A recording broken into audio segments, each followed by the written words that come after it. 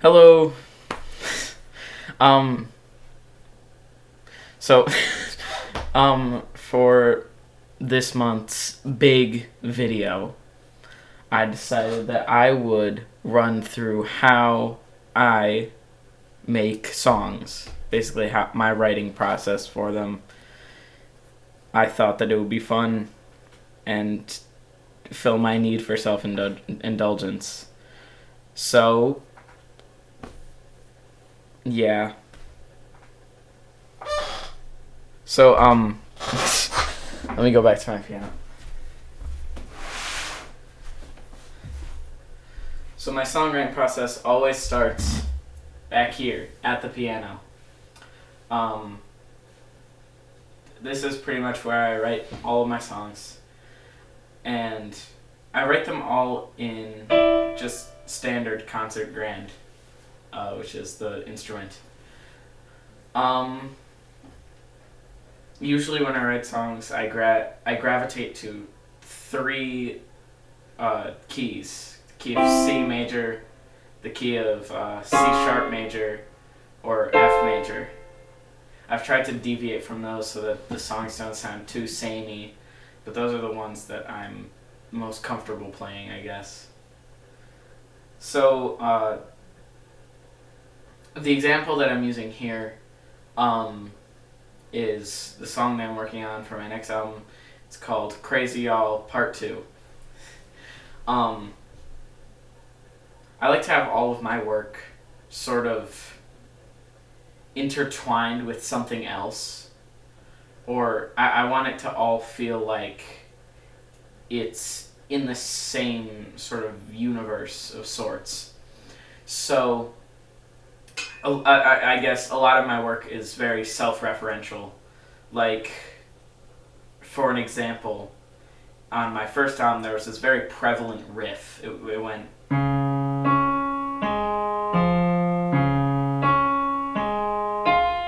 like that. So, and that song was, and that no, that album was about a very specific like storyline.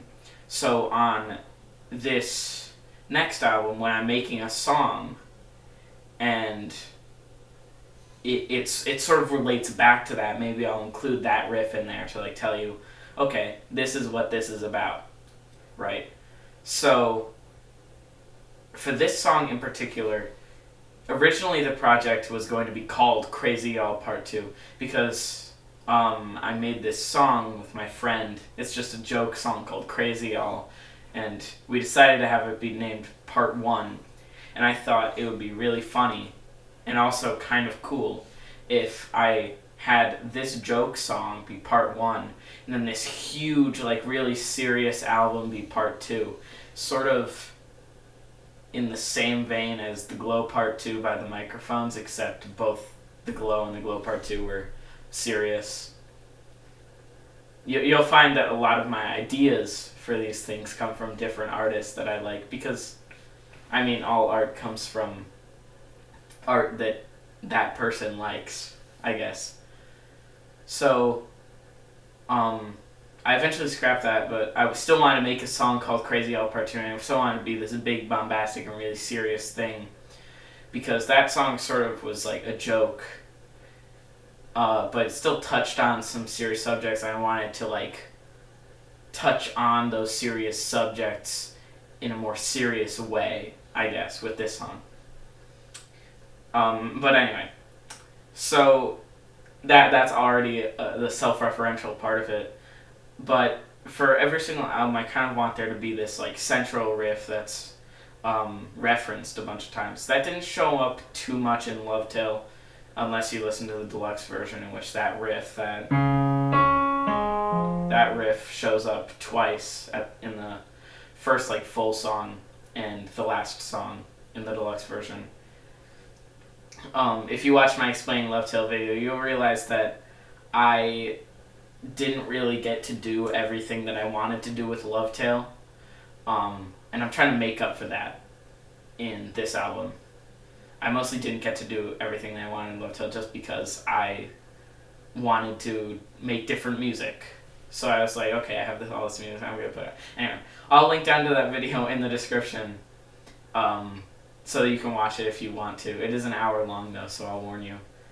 But I wanted each album to have this thing that kind of held it all together, and for Love Tale that was that riff, or it was going to be that riff. And for this one, I wanted there to be another riff that was going to be mentioned, or that was going to be referenced multiple times. And that riff was going to have this one song where it was just going to be like, it was going to be the center stage. So other than the intro song, which kind of like introduces the riff, the song where it's the center stage is Crazy L Part 2. Because that's kind of like the big song on this record. I'm hoping all the songs feel like they're bombastic, and I hope all the songs feel like they're high moments, like really good moments in the album. But I wanted this one to feel especially like that. So when I was on my piano one day, or when I was on that MIDI keyboard actually, this was before I got this keyboard, I just sat down and I was like, okay, I gotta think of a chord progression for this song. So I just sat down and I started what I gravitate to most of the time. And I started out with an F major chord, just like. And I tried to find things, sort of a bit of a weird transition. So I decided, just like out of nowhere, just like complete improvisation, I went to a C sharp major, then just a D sharp major, because I had this thing in mind where it was going to be like,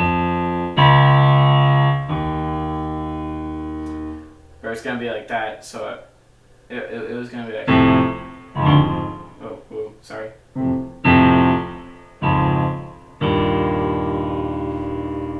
Let me play this higher so you can hear the notes a bit better. And I decided, okay, that sounds pretty good. I decided to tweak the rhythm a bit to just be.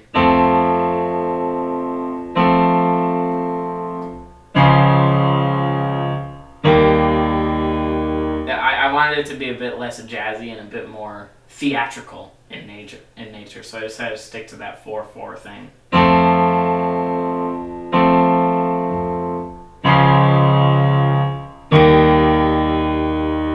That chord progression really is like, really is theatrical. And I wanted a riff to sort of like match that. So I just decided, okay, let me just, I have these notes. That sounds pretty good, but I decided to expand on that with a bit more of a weird harmonies. So I eventually landed on this riff.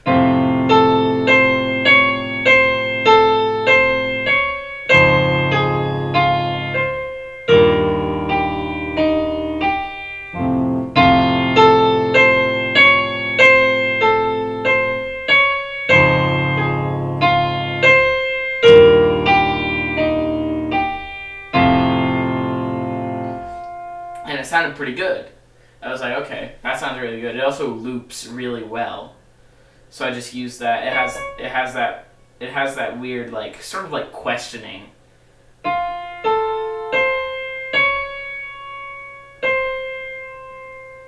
As that sort of that C sharp there is it makes you think, huh?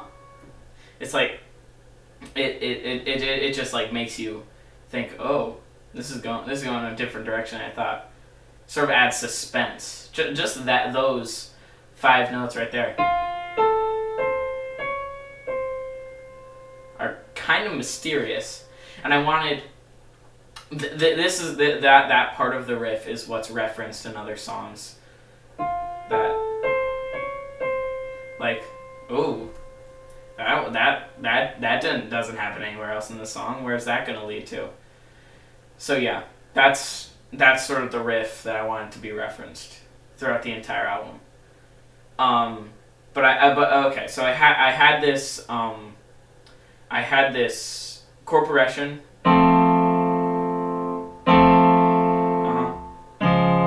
I had this riff to go along with it.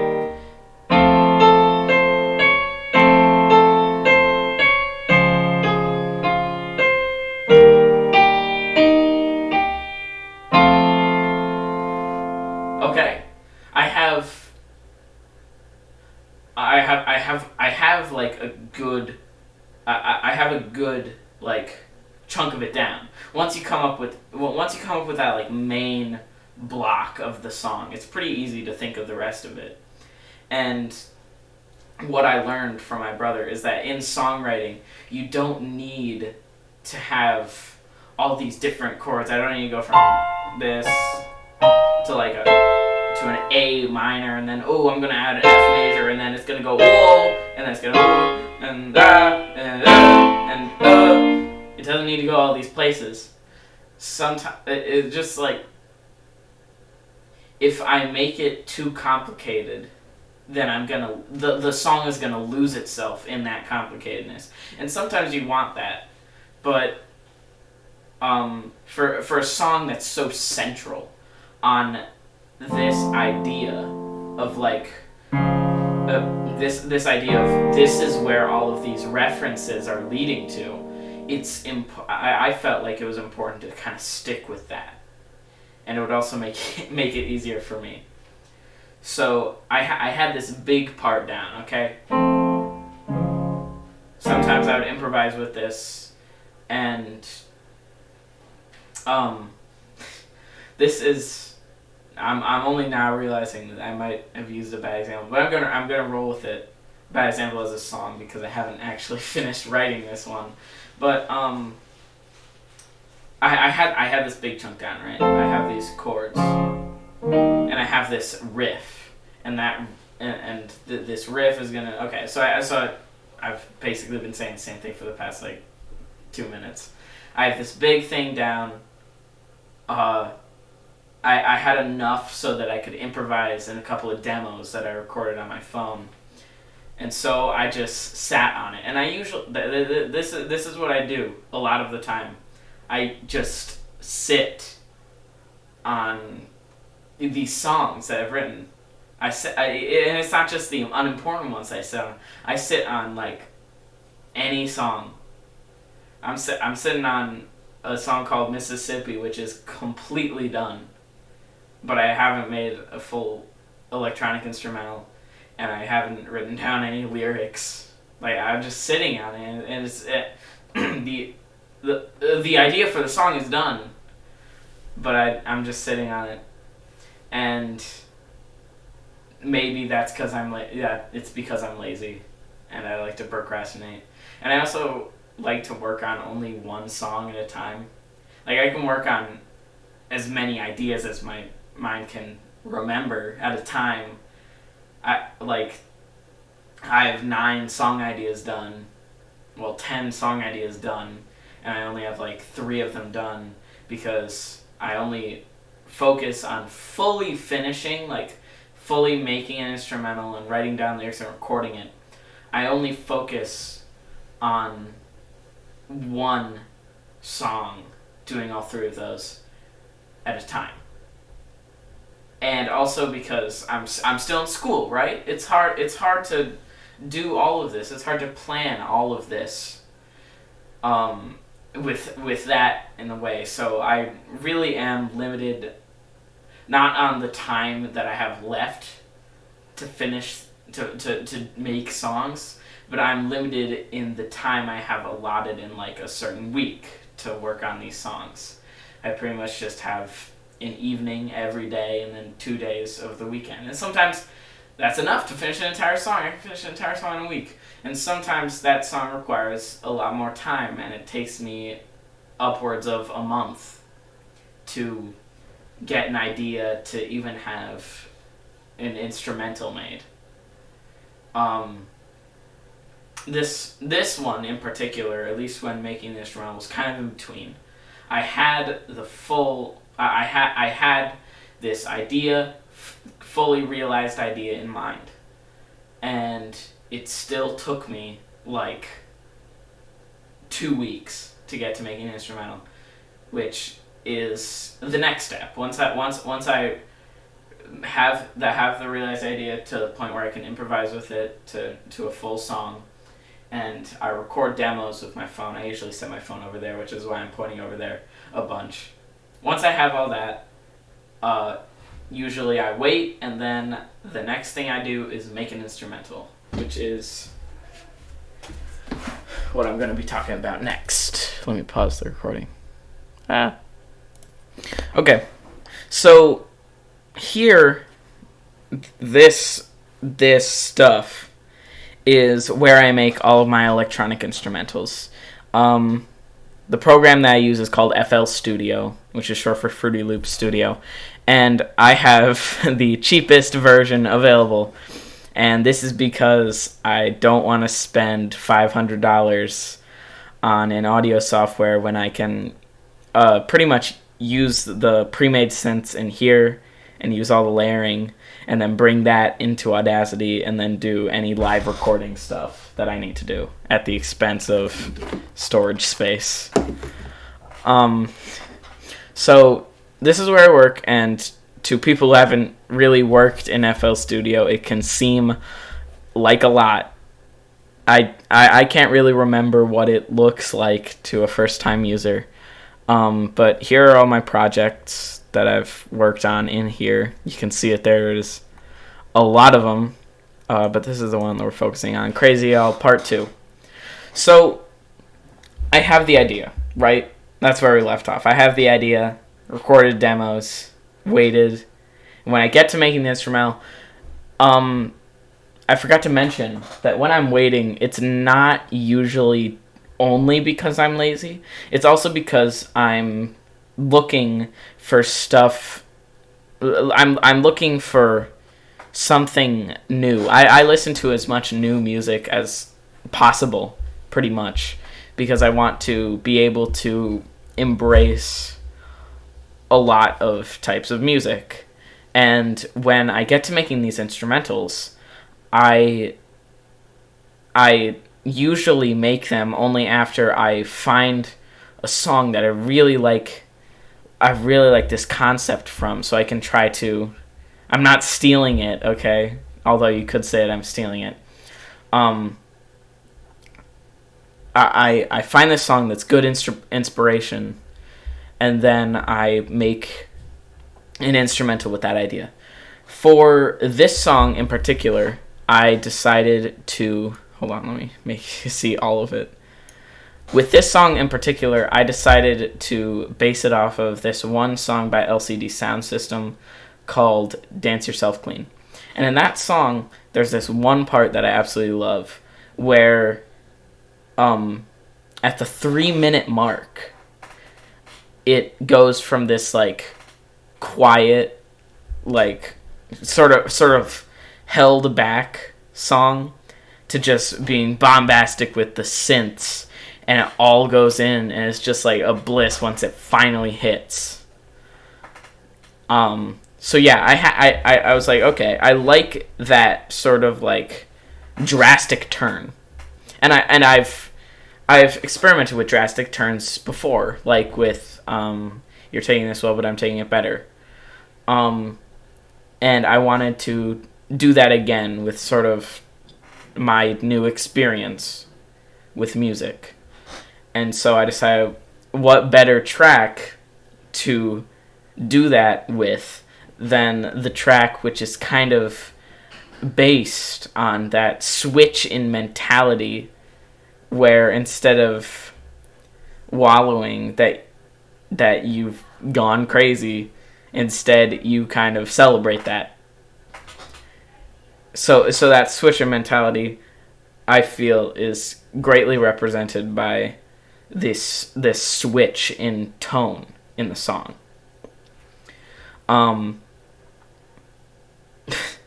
Yeah. Switch in mentality, switch in tone.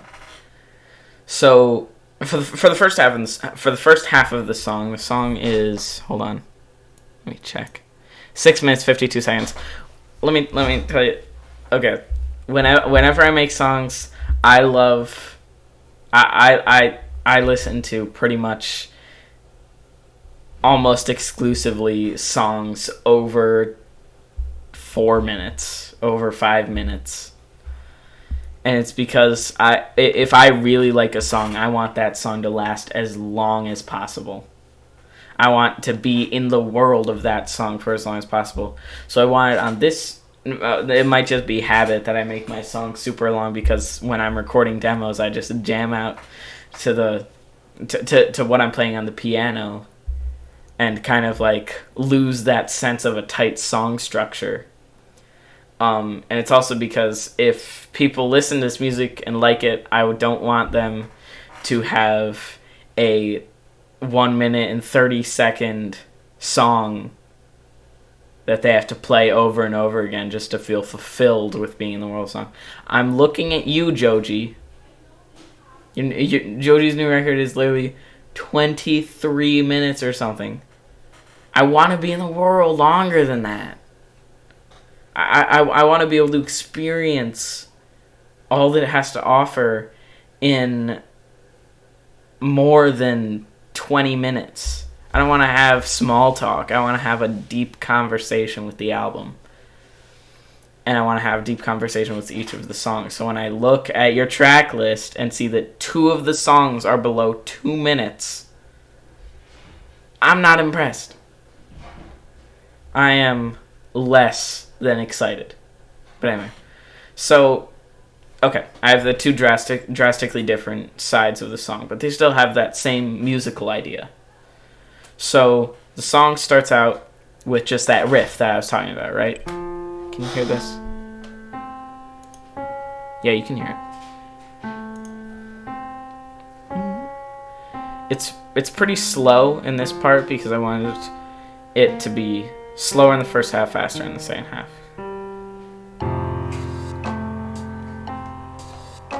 So then you add in the chords. But I want you to pay attention to that percussion right there. Pattern 7. This right here. Nothing special, right? It's just like...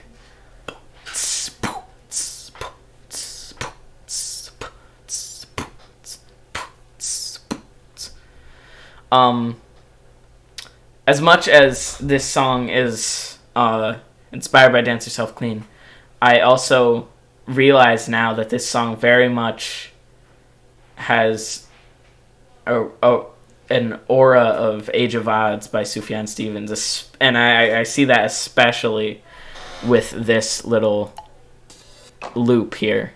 Sounds like, yeah. Anyway, so it has this sort of build up, right? And you're like, okay, what's this gonna lead to? You've kind of been built up to this moment already with the references to the riff.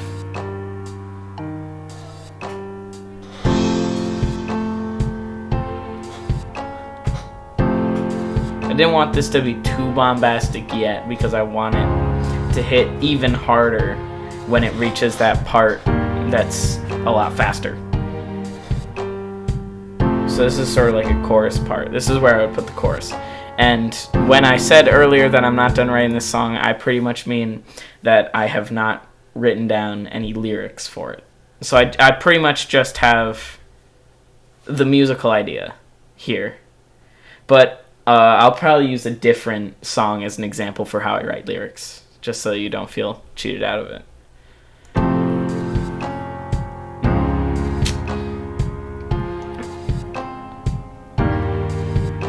So yeah.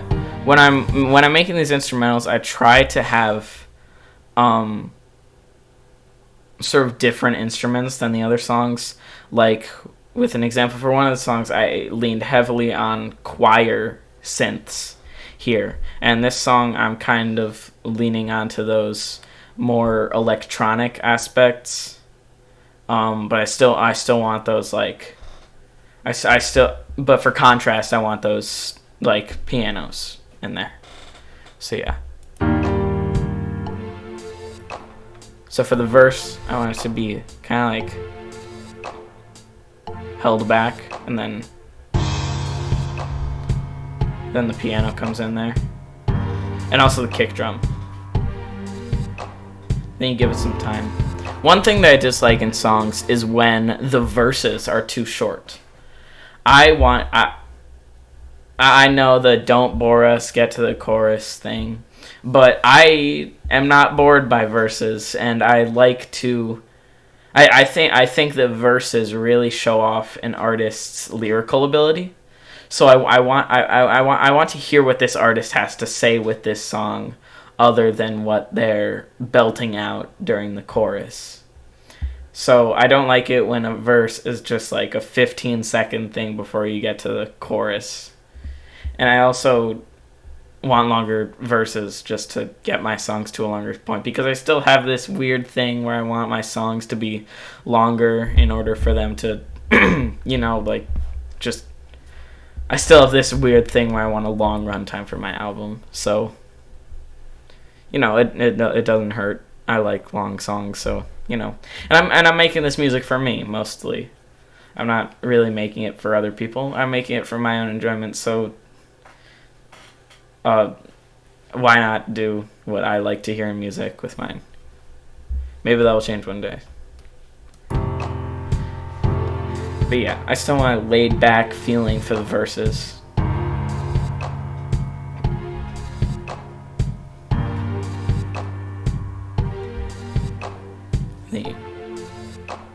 Take out the piano.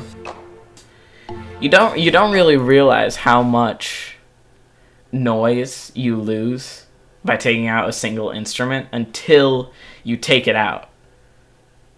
Like over here, you say, "Oh, it wouldn't make too much of a difference if I took out one of these instruments." No, it would make quite the difference, I think.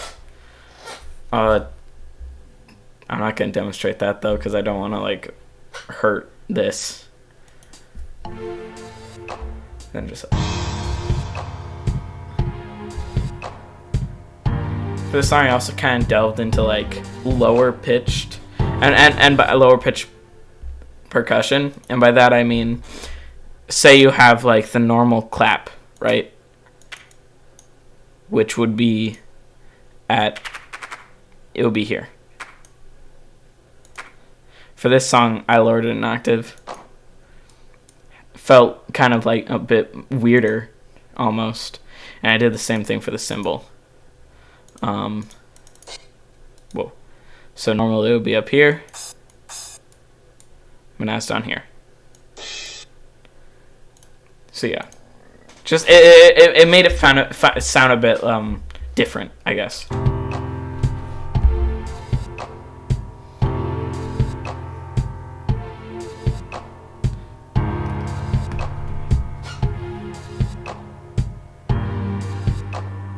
And then, of course, you get back to the chorus.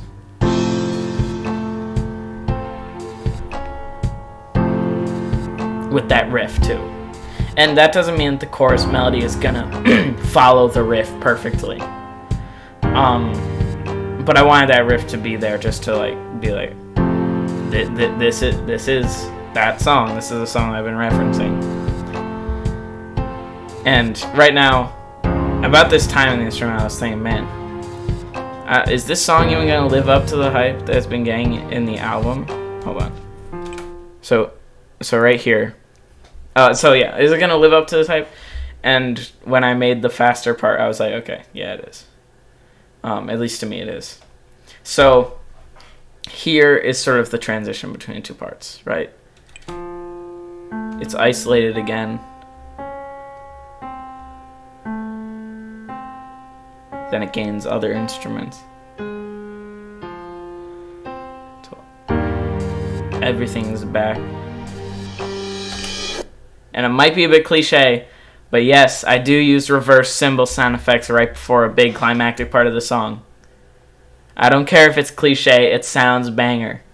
Also, a little bit of a production hack. Shoot, where is it? Is it, no. Where's the fast drum loop? Here it is. Shoot, I might not have used it here. But a little bit of a production hack. Before your kicks in the song, you should put a little short reversed kick to make it hit even harder. So instead of it being like boom, it should be boom. boom instead of boom. It makes it hit harder, right? So yeah, try that out. But here's the part of the song where it kind of kicks into high gear, right? Just like Dance Yourself Clean. This is the part where it really just you're feeling hyped up here, right? What's gonna happen?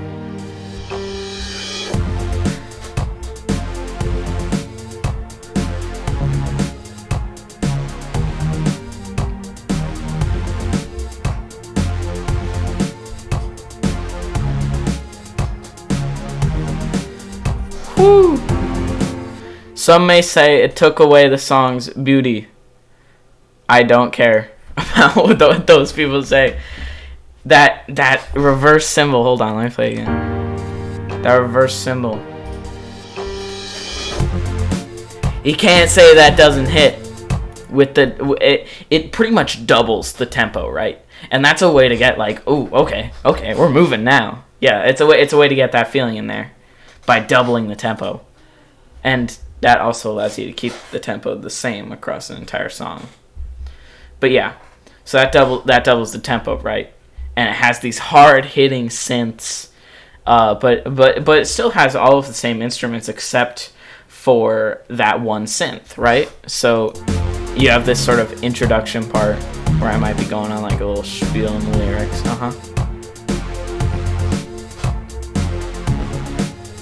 Then you get to the part where the pianos come in, and this I like to sort of portray the meaning of the song. This is especially true on Love Tale. I like to portray the meaning of the song not only through the lyrics but also through the production. So, I mean, on Love Tale there was only production, so I could only really have the meaning of the song come across in the production. So, but on this album there are lyrics, right? So I do need to actually have the meaning in both. So for this, you can kind of see this slow part as like wallowing and like, oh man, I went crazy. People are crazy, man. And then this part as being like, wow, people are crazy. This is crazy. That's pretty cool, you know? It's like it's like glass half empty, glass half full kind of thing, right? And that scene with it's the exact same song, right? It's the exact same musical idea, but it's in two very different fields, right?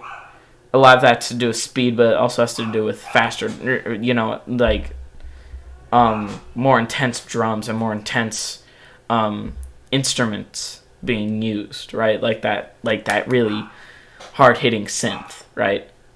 So yeah, that's sort of like my attempt to like portray the meaning of the song through the production as well. But yeah, you have this part with the pianos. One hard part of this is that your choruses are also cut in half. You can sort of faintly hear that riff here, and I wanted it to be a bit less obvious here that the riff is actually happening. But you can still hear it. Okay, and a bit of verse time. Now here, I still wanted a pretty long verse, so I did end up giving it a pretty long verse overall. But you know, it's kind of cut back still, but it's still pretty intense. It is a bit shallow in the production alone, but when you add vocals to any song, like the instrumental of a lot of songs is not too crazy, but as soon as you add those vocals, it like kicks it into a new gear. So I'm not saying that, I promise it'll get better than this, guys. I'm saying just, you know, I've learned to trust the process. That doesn't mean that I'm not putting all the effort into these instrumentals. I'm still putting in the same amount of effort into the instrumentals, but I'm just saying here that I've learned to trust the process, so I'm not so worried about there being as much as possible in here. Unlike on Love Till, where the instrumentals were all there were, so, I really did have to worry about it not seeming shallow, and I think it did a good job, but, you can always get better. You can always get better. So, yeah. Here. And you have to have growth in a song, so I just added in a bit of the more quiet, synth. I think it's the, Orc 1 right here, or Orchestra 1.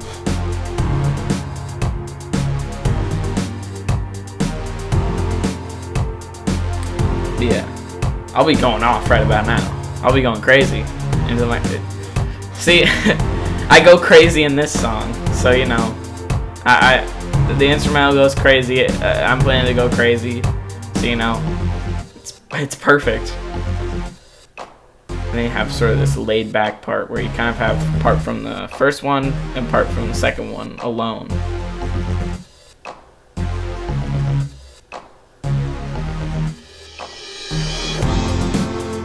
And then I made the riff much more pronounced here.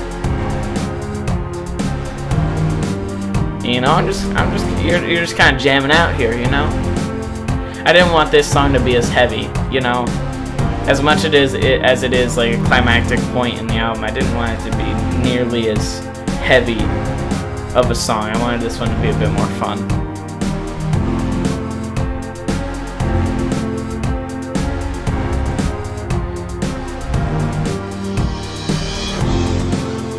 You have to have that double chorus.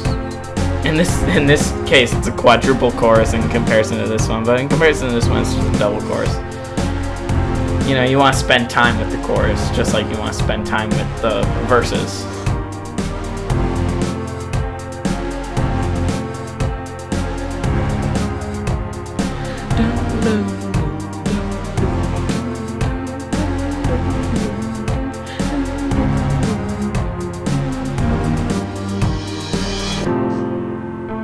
Then you're kind of back to the beginning.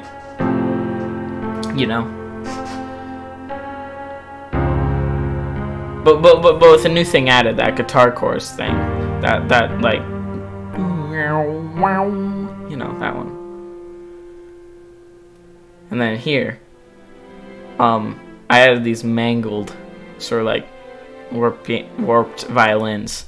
You'll remember me talking about sort of like tortured violins in the Explaining Love Till video, and that is a direct reference to those, because I don't have any lyrics down, but I want the song to end with me saying like, I'm back there again, and then it's like those tortured violins, right? And that was a big thing on Love Till, the tortured violins. So I wanted that to be sort of like a reference. That's a self-referential thing, But also, I wanted those there because on this project, I really want the songs to transition into one another. Like, one of the songs, called The Real Sickness, has this continual, like, phone ringing in it, right? And at the end of the song, the phone is picked up. Well, the intro song has the phone ringing at the end of it, and then the phone ringing carries on into The Real Sickness, and at the end of it's picked up, and in the next song you hear the person on the other end of the line.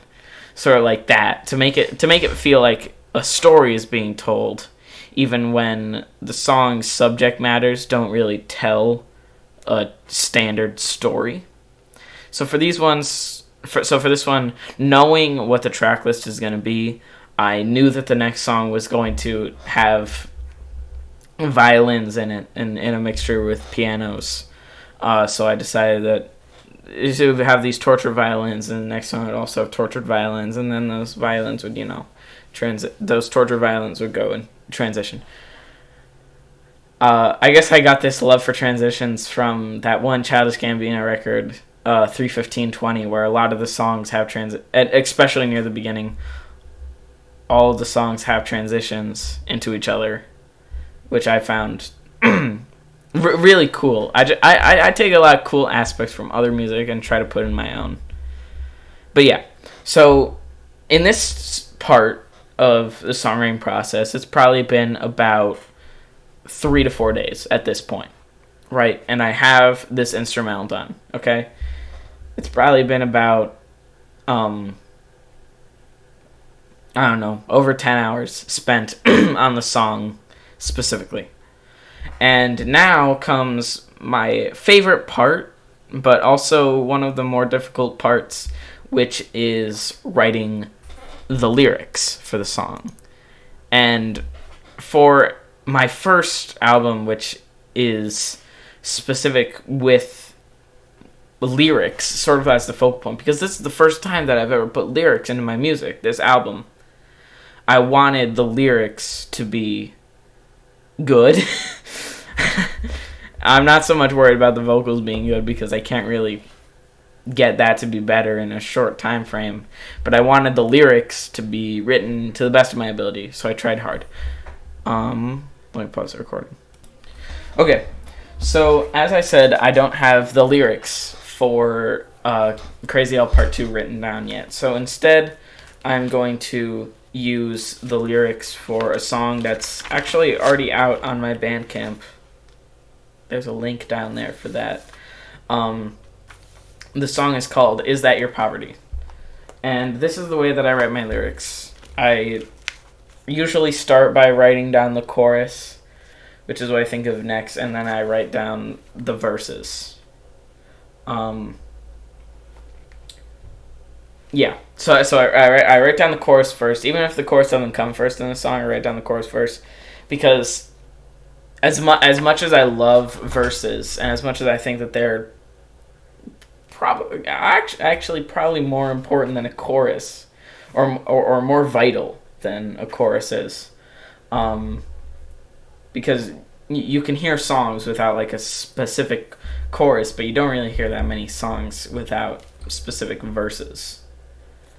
So yeah, then I write down the verse down here. So yeah, I feel like I might have left that as an incomplete thought, but I'll go with it. So when I write lyrics, I don't try to make them make sense, or at least I don't make them the friendliest lyrics to casual listeners. I leave a lot of things without context on purpose. Mostly because I find it fun for people to try to find out what what the heck I'm talking about, but also because I feel like it's fun to write cryptic things down, and it also makes it easier to weave it into whatever I want it to be. So for this song in particular, I wanted this song to be specifically about the want that people have to be struggling, because I find that so weird. Like, you have people nowadays that like want to have mental illnesses. Like, think about how popular it's become to be depressed. I find that very weird, and I wanted to touch on that in this song. So and you can see that in the chorus alone, or in the title alone. Is that your poverty? Sort of like, is that what you consider yourself to be struggling with? Or like, for instance, probably the most explicit thing that relates back to the theme in the song is the part in the chorus where it says, "You can't afford cars. Is that your poverty?" Where it's kind of like this, not really. No, it's this thing that doesn't mean that you live a life of poverty, but you still like try to make it feel like that. Like, you say, "Yeah, I'm struggling with poverty. You know, I can't afford this car right now." that's not what poverty is. But people will try to make it feel like that, right? So I go along with this one or maybe two ideas. I think in this song I try to go with two ideas, which was in the chorus I went for that thing like people want to be struggling now to like get sympathy or empathy. I always get those two confused. To make people feel bad for them, I guess. And in the verses, I focused more on sort of the future, I guess, like the future of humanity and like kids' role in that. I guess the most explicit thing in that is the lyrics. Don't worry, son, we'll stay alive. You will survive. Your dad wants you to. So yeah, I just wanted to write it about the future. So I go into writing songs, having those having like one or two ideas as for what I want, it to be about, and I usually write down a couple of explicit lyrics so that you can kind of get that, and then for the rest I go for the weirdest ways to connect to it. Like for this thing about kids, I wanted there to be like sort of relating that to the chorus. There's like this struggle that this kid is talking about, right? They're talking about their struggle, and I use a lot of like weird, almost childlike things. Like there's this recurring there's this line which is like hide behind your hair, which doesn't make sense when you have it on its own. Let me use a different example. There's this lyric that's music is only machines in a bus garage, and this is kind of like this goes back to a state of mind that I used to be in, that electronic music was a downgrade to like live recorded music. I soon came to realize that this is not the case, and that both of them are good in their own right. But I sort of wanted that to be a line which was about these old people opinions, because like new music is only electronic. New music is bad because they don't know how to play real instruments. I wanted that very old traditionalist person opinion stated, and those old person opinions can affect the youth a lot. Those toxic opinions on like the modern day can affect kids who are living in the modern day a lot. So I just put that in there as kind of like, maybe the future, it won't be good if the old people try to keep us in the past, right? That's what I was thinking when I wrote that down. And I thought that music is only machines in a bus garage was a funny way of putting that, right? I don't put that much thought into into most of these lyrics, but I put a little thought in them. I sit down for like 1 or 2 hours to write lyrics that to most people, like when I share these lyrics with people, they're like, how are people going to get that from this one line? And I mean, they're not supposed to, I guess. These, as I said before, these songs are written for me, so I don't really care if the lyrics only make sense to me. So yeah, once I have these lyrics down, right, I go into Audacity. Now I can't pull that up because when I record a song into Audacity, and this is a bad habit that I have, when I record a song in Audacity, I usually finish recording it, right? I have all the vocals in there, and then I listen to it a couple times. I'm like, okay, this is good. No, I don't really need to add any fixes. And then I save it as a WAV file, so I have the finished audio file that I can upload to Bandcamp when I upload the album. But I don't save it as an Audacity file, so I can't edit it anymore. This is for two reasons. One, I'm lazy and it's a bad habit. And two, because I have very limited storage on my computer right now that I'm also too lazy to fix. So I don't have any Audacity things. But usually when I'm recording these songs, I'll have one take. I usually record chorus and verses separate of each other on different audio channels, so I can edit them like separately. But usually for the choruses, let me pull in my microphone so it's visible, right? It's on an arm now. I used to go from holding a microphone in between my legs because the cord was so short that I couldn't get it like a foot away from the PC, to now having a microphone on an arm. It's crazy. Yay! Anyway, so I usually take one recording of the choruses and the verses, just me sitting like this, usually a bit farther away, like I'll be right here, right? And that will be like the clean one. Those are the clean takes. And usually I find that those clean takes usually don't sound the best on their own.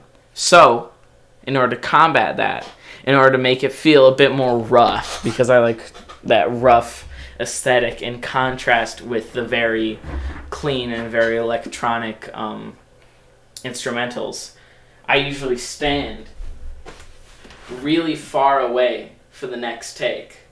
I'll just be like here with the book. Sometimes I'll even face away from the microphone. I'll just talk to this tree right here. I'll talk to the tree, and I'll be singing the lyrics like da-da-ba-da-ba-da-ba-da-ba. And then I'll take that take, which is usually really quiet, and I'll turn it up a lot, and that adds in a lot of that static, which I really like. It really fits the aesthetic that I'm going for with this album. And then you sort of have that two thing where it's the same notes and the same rhythm, but it's two very distinct timbres. Would that be right to use here? It's two very distinctive sounds. There's one that's super overexposed, and then there's one that's super clean, right? And those two different textures, and also any mistakes that I make in sort of like the timing of different words, makes this really interesting like dual voiced thing. And then sometimes I'll do two takes of this of me singing it back here, right? I'll do two takes of that, and I'll put them at different ears in the microphone, because on Audacity you can pan the instrument. So I'll pan the vocals. So one is happening in this ear, one is happening in this other ear. So it really feels like you're surrounded by the music while the instrumental is like right in front of you. When normally like the instrumental is like all around you and the vocals are right in front of you, right? And the quiet, like clean vocals will be right in front of you as well. So after like 2 or 3 hours of me recording and trying to get it as right as possible, as good as possible, I'll be done, right? And then I'll annoyingly save it as a WAV file, and then it'll be stowed away in where I store all of the songs for the album. I currently have 4 of them done, including the intro, and then I have that Crazy Y'all Part 2 instrumental I still need to record. As of recording this, I'm about to have Thanksgiving break from school, which means, yay, no school getting in the way of making music. So this song will probably be done by the end of the break. And that also means that I'll be halfway done with the so far 10-track album. The progress with this one has been so much faster than with Lovetail, which I'm really happy about because I don't feel like on and off spending an entire year just to end up with a 30-minute record again. And at the rate that this one's going, where the average song is 6 minutes long, we're looking at an hour-long record with only 10 songs, which I am really happy about with my over-obsession with long songs and long albums. So yeah, that's an overview of my process for writing songs. It's probably not the most efficient based on how much time I just spend waiting, but it's how I do things, and it's fun. It's working so far. So yeah. Bye-bye. Bye.